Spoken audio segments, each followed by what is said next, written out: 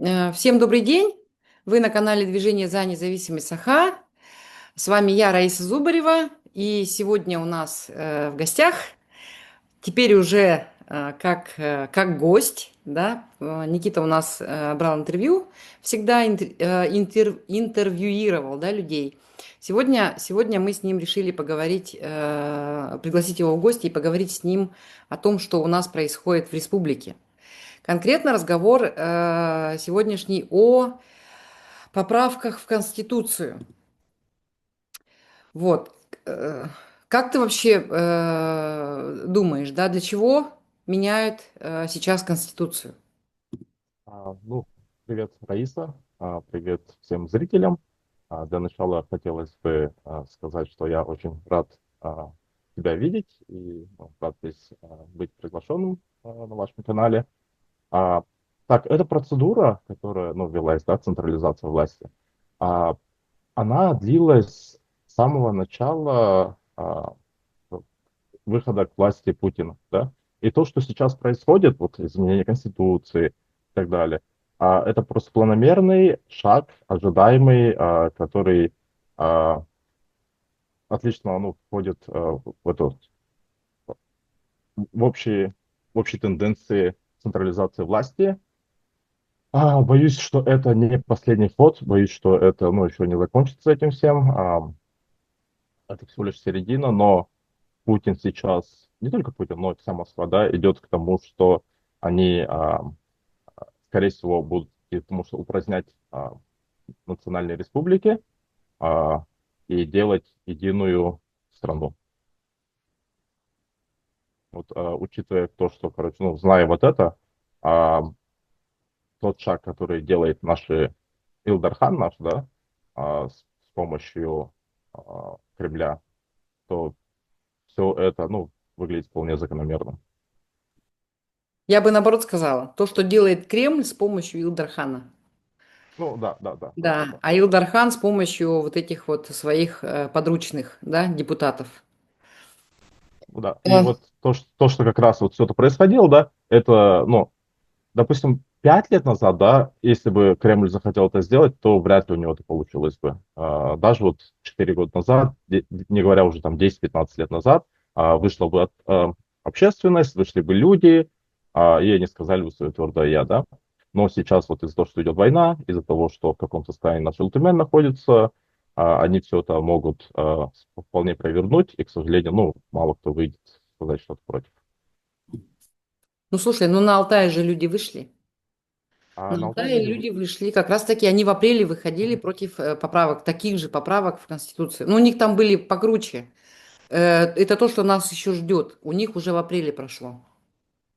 Ну да, да, да. Ну, точно не знаю, чем в Алтае все закончилось. Поправки были приняты, да. Несмотря на то, что Да. все эти возгласы и так далее, скорее всего, у нас тоже сам будет. Мгм. Хорошо, следующий вопрос у меня. В якутских пабликах можно встретить комментарии, что республику хотят разделить. Ну, якобы северные территории Москва оставит себе, как земли федерального значения, а Эмикон и Зырянку якобы отдадут магаданским старателям.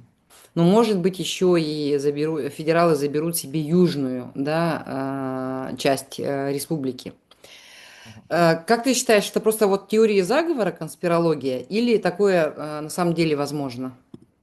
Но на самом деле этот процесс уже давно идет, да.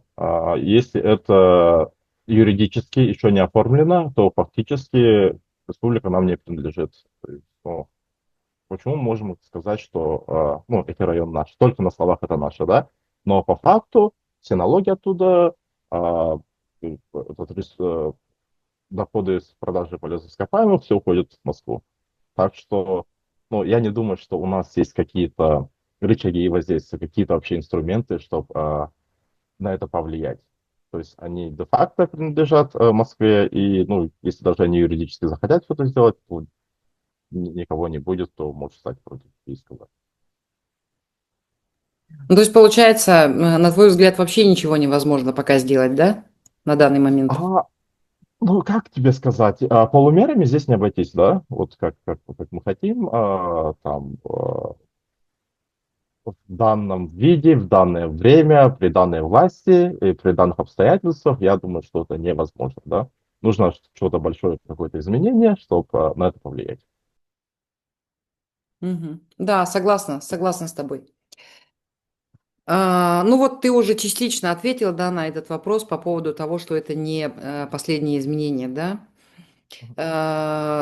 Следующий мой вопрос такой, вот, что ты думаешь о заключении Минюста, в котором фактически прямо указано, что Республику Саха нужно лишить государственности, запретить людям решать вопрос территории на референдуме. Вот, к чему, ну, то есть, ты уже частично ответил на тот вопрос, что да, это будет следующий шаг. Насколько это, ну, как сказать, согласятся ли депутаты, согласится ли народ с такими поправками? Что вообще, чего нам вообще ожидать?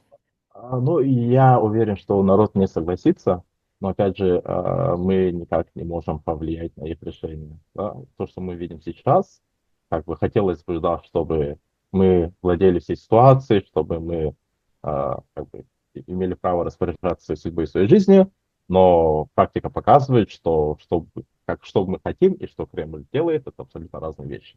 То есть и мы, Мгм. к сожалению, не имеем средств влияния на все эти события. Мгм. Мгм. Хорошо, ну тогда, на твой взгляд, все так пессимистично, да, что вот нет никаких инструментов, мы ничего не можем сделать, они все равно это продавят. Айсен все равно, извини, Айсен все равно отдаст республику полностью, ну там полностью, не полностью, корпорациям, Кремлю, да. А народ-то что? Ну, Ну вот смотри, вот у опять- него сейчас не спросили, а потом, Мгм, когда республику отменят вообще, упразднят, да, как мгм, субъект, да, мгм, федерации, то народ тоже мгм. будет молчать. Что ему вообще в этой ситуации делать? Ну, народ, конечно же, молчать не будет. Да, народ выйдет, выйдут активисты, выйдут там старые, кто там, общественники, да, которые там 5 лет назад говорили, ходили голосовать за Айсена. Сегодня мы все это видим, как они меняются. Все-таки, ну, народ есть народ, да. Как бы они там не ошибались, как бы они ну, не совершали глупые поступки, но в итоге, под конец дня, они все равно остаются жить, ну, на этой земле, да, этому народу жить. Поэтому, ну, как это, все эти ошибки будут влиять на это, да. Но как тебе сказать, фактически это все уже происходит, да, фактически, ну, когда было какое-то изменение, да, когда народ мог повлиять и что-то в этом. Были митинги, да, митинги нельзя теперь делать. Ну, какие остались варианты? А, Остался последний шанс, это мы просто ждем, пока ну, Москва ослабеет, и будет то же самое, как случилось в 91 году, когда Москва потом скажет, все, извините, простите, мы не можем отвечать по своим обязательствам, берите суверенитет сколько хотите, живите как хотите. Да? И в таком моменте тогда у нас уже нужно власть взять в свои руки, именно народу взять в свои руки, и только в таком случае у нас есть шанс на что-то повлиять и на что-то исправить. Пока в Якутске сидят вот наместники Кремля, пока там сидит ФСБ, пока российская власть еще сильная, пока, ну, блин, ну, сама же, никто на рожон лезть не будет, да. Мы можем это говорить, ты и я, там, и другие, потому что мы находимся за границей, да. Вот сколько комментариев я читал, то, что, ой, вы уехали, Барбуджунар, ну, сколько, половина комментариев, да. Я, конечно, понимаю, что это, там, ну, кремлевские боты, да, и они свой, ну, как, разгоняют свои идеи, да. Но по факту, вот, мы сейчас видим, мы сейчас уехали, мы можем говорить, да, полноценно, открыто, никого не боясь, никого не стесняясь, да, говорим то, что мы хотим, говорим то, что мы думаем. Да. А те, кто остались, они, к сожалению, не могут это делать. Почему? Потому что, ну, государство такое. Мгм. Да, я думаю, что Михаил Ефимович Николаев, он, наверное, в гробу переворачивается, когда видит, как они спускают в унитаз буквально все то, что он сделал, да, по сути. Ну, кстати, да, да, но это, опять же, это же не вина, как бы... То есть, да, отчасти это вина нашего Илтумена, да, конечно же, да. И Айсен это будет все делать так, чтобы все скипнуть на них ответственность якобы, да. Но, с другой стороны, не хотелось бы так говорить, да, но приходится мне так говорить, что мы можем сделать против Кремля, да. Мы 400 лет были в такой ситуации, когда, ну, подчиненный проигравший народ. Мы ничего не можем сделать. этот страх живет в нас уже давно, да. Блин, те, кто в Советском Союзе родились, там и жили, мне кажется, там это практически нереально. Надежда остается на молодежь. Поколение Z, вот, ну, все, кто вот сейчас родились и живут, и тем, кому дальше жить в этой стране. Вот они и будут решать. Да, пока я не понимаю, ну, почему все это идет, будем ждать. Мгм, понятно. Ну, все тогда. Вот ты говоришь, что люди могут, значит, не будут молчать, потому что они понимают, что им на этой земле жить, да? Мгм. Но ты понимаешь, вот эти 54 депутата, которые 22 числа проголосовали за поправки, они же, в принципе, тоже должны понимать, что им на этой земле жить. Как? Или они уже все пути отхода себе, значит, подготовили для того, чтобы там Ну, свалить и ни за что не отвечать. во-первых, да, я думаю, у кого-то есть пути отхода, да, где-то жить в других странах, там, ну, где не все, ну, как это называется, золотой парашют, подушка безопасности уже готова, да, но другие наши депутаты, они вот, ну, мало куда выезжали из страны, и они видят картину только изнутри, из этого, да, из Якутии. И если, как бы, зная то, что они знают, да, как они живут, что они видят, в принципе, это вполне, ну, логичное, ну, логичное движение, да, вполне адекватное движение от них. Да, если бы они уехали, пожили где-то в другой стране, в Европе, в США, в 10-15 лет, конечно же, они видели картину немножко с другой стороны. Но будучи в этих реалиях, да, я думаю, это, ну, нормально. Мгм. Понимаю. Ты знаешь, вот куда делись все наши патриоты, в принципе, да? Э, я вот недавно вытащила, наткнулась и полностью его прочитала интервью пятилетней давности примерно Эрнста Березкина. Мгм. Эрнст Березкин, да, это бывший министр финансов, которого отменили. Айсен Николаев его просто взял и отменил. Эрнста Березкина никуда на работу не брали, ему пришлось даже какое-то время таксовать. Это на минуточку министр финансов, да, бывший. Очень грамотный Мгм. мужик. Человек, который баллотировался в 2014 году на пост президента республики. Вот. Куда они все делись? Ну, все боятся, потому что у Кремля длинные руки, у спецслужб длинные руки, и, ну, как бы, людей пугают, люди боятся, люди молчат.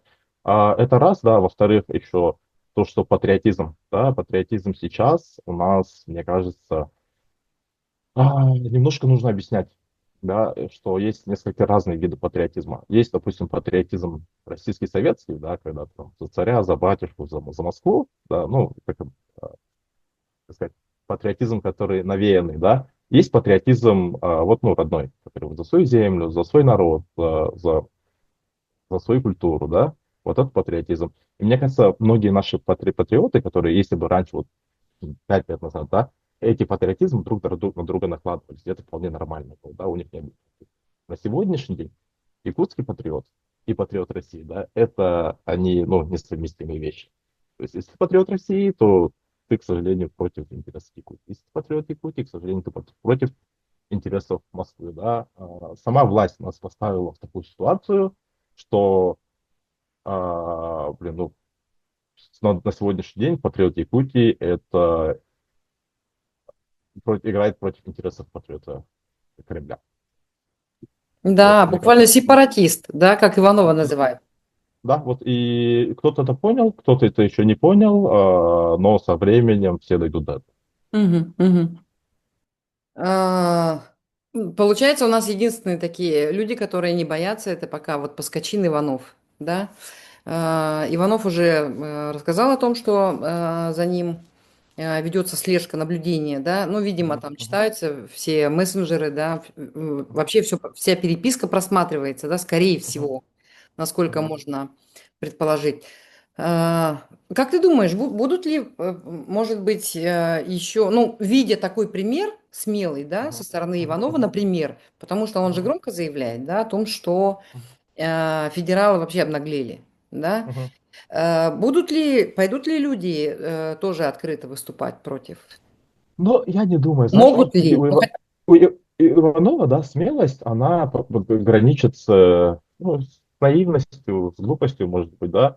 Но, видишь, наши же в основном умные все-таки, умные и хитрые, да, и поэтому они будут молчать. Они будут молчать и ждать зато, когда вот наступит момент, да, когда вот страна, ну, власть покажет свою слабость, тогда они все выйдут и скажут, вот, мы всегда были за это, мы были такие патриоты Родины, за независимость, ура, Хайдар, Турыгород. Ну, так все и будет. Ну, и в этом ничего плохого нету, да, как бы, учитывая то, что в какой стране они живут, да, в какой мы с тобой жили, ну, блин, это ну, тюрьма народов, страна страха и так далее, но это вполне нормально. Мгм. Мгм. Ну и, наверное, последний вопрос. Как ты оцениваешь состояние общества? Оно как бы, ну, я говорю с точки зрения идеи, восприятия идеи независимости. Ее стало больше, ну, как бы людей больше стало, тех, которые поддерживают идею, нашу идею о независимости, или все-таки меньше? Ну, вот мы же с тобой все равно находимся в этом информационном Мгм, поле, да, в якутском. мгм, мгм, Можем мгм. читать комментарии, там, смотреть, ну, и делать какие-то выводы. Как ты, на твой взгляд, как? Ну, для начала хотел сказать, что у нас для начала есть идея, да, идея будущего, идея независимой Якутии и идея, ну, успешного государства. И у нас есть не только идея, но у нас еще есть видение, да. Мы знаем, что может быть, мы представляем это, и мы идем туда, да. А в отличие от нас, в России нет идеи будущего. То есть они не знают, кем они будут. Они будут, хотят быть злой большой сильной империей, да, которая там гегемоном, решать большие геополитические вопросы, да, либо они хотят быть а, единой, единой страной, да, без не федерации, там, с одним народом, то они там хотят всех турок выгнать, да, из страны, там, ну, мигрантов и так далее. Ну, непонятно, да. Раскол в обществе российском огромный просто, да, и мы это видим на том, что как работает российская оппозиция. Ну, она есть, но она разделена, и из-за того, что нет идеи будущего, она не соберется. Она уже никогда не соберется, да. Чего не скажешь о нас. У нас, и как и у других национальных республик, есть идеи будущего, да, и это уже хорошо. И мы идем к этому. Ну вот, в принципе, все, да, о чем я хотела с тобой поговорить. Спасибо большое, все было очень Да. четко, все лаконично, да, сжато, но такие очень хорошие развернутые ответы. Э, Пожалуйста, что какие-нибудь пожелания от тебя в эти темные часы для нашей республики, для наших жителей? Многие все-таки испытывают, наверное, депрессию от того, что происходит. Ну да, сейчас тяжелые времена, да, сейчас вот, когда государство настраивает людей друг против друга, когда они начинают искать врагов внутри себя, да, как, например, Александр Иванов. Я считаю, что на сегодняшний день нам нужно позабыть свои внутренние разногласия, да, и действовать в целях будущего, в пользу будущего и ради будущих поколений. Вот что хотел сказать. Быть вместе, быть едиными.